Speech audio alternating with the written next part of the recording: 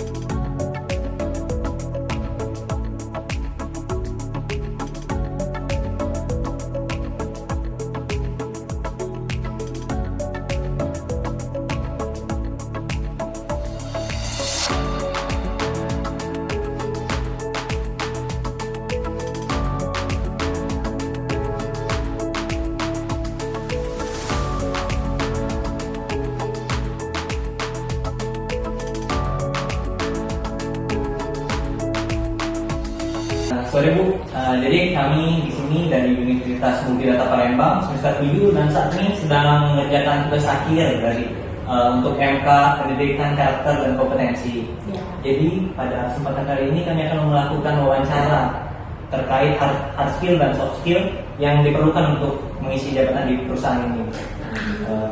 Pertanyaan langsung saja masuk pertanyaannya. Yang pertama. Baik, Ibu, untuk yang pertama, apakah ada soft skill dan hard skill yang dibutuhkan di perusahaan ini dalam penerimaan karyawan baru? Sebenarnya kalau soft skill dan hard skill itu setiap karyawan job desk-nya pasti berbeda-beda. Misalnya di bagian salesman, soft skill-nya itu bisa kita cari orang yang bisa negosiasi atau orang yang bisa pintar berbicara, komunikasinya baik, seperti itu. Karena kan memang salesman ini penting untuk mencari penjualan, makanya soft skill itu biasanya yang paling kita cari dan butuhkan di perusahaan. Kalau hard skill biasanya penunjang kayak bisa bawa kendaraan kayak gitu kan, karena yang namanya salesman itu kan dia pasti lapangan, jarang di kantor. Kalau misalnya di lapangan otomatis akan mempermudah dia untuk bekerja kalau dia bisa membawa kendaraan.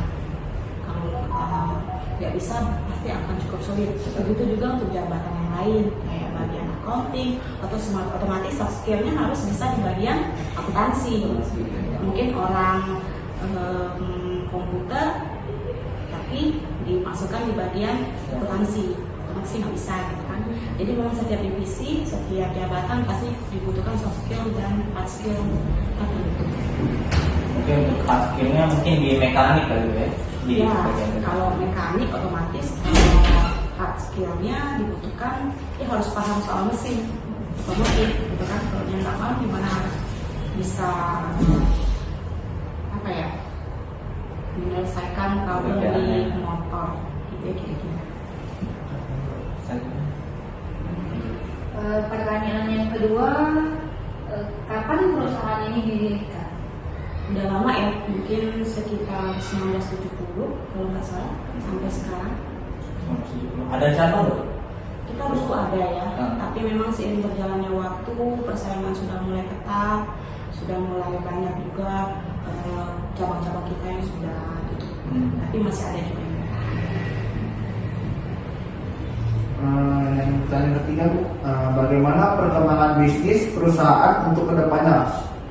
Seperti targetnya apa di sini? Kalau target, saya jawab berdasarkan posisi saya di HRD ya. Kalau menurut saya sih sebenarnya karena kita ini toko dealer jualan motor dan spare part, otomatis supaya target itu dicapai, maka marketingnya sendiri harus dibenerin. Yang pertama ya bisa jadi sebar brosur, pasang iklan di media sosial gitu kan, karena orang nggak akan tahu kalau kita nggak kasih tahu gitu loh. Jadi salah satu supaya mereka tahu dan melihat mungkin tertarik, ya salah satu kita harus kenalkan brand kita dengan cara marketing yang baik. Jadi kalau targetnya supaya terpenuhi tahun depan, ya mungkin marketingnya harus lebih baik lagi dibanding tahun ini. Jadi dimajuin ke dari sisi marketingnya dari Mas Ari. Iya.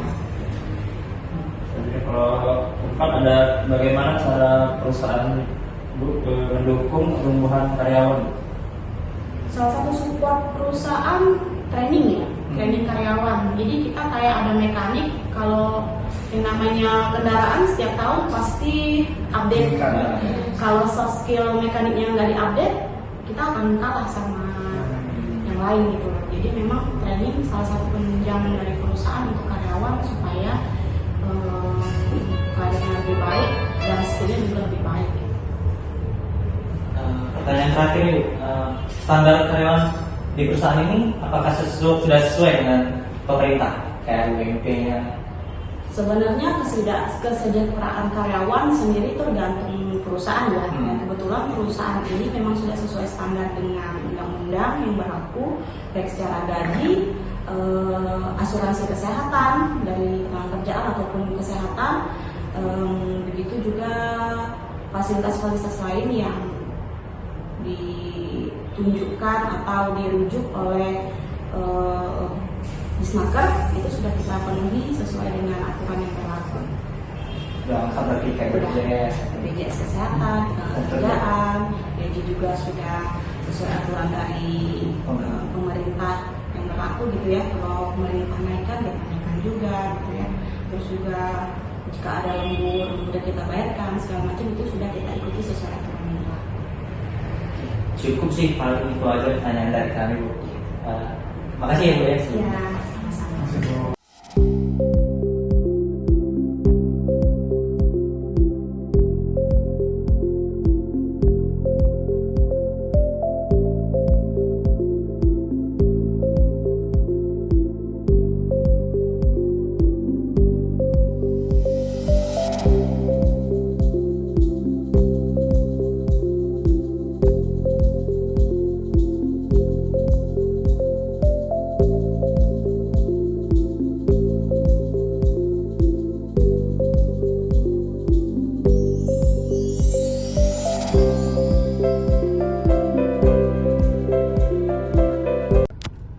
Jadi guys, selesai sudah kunjungan kami ke PT Daya Cipta Sarana pada hari ini.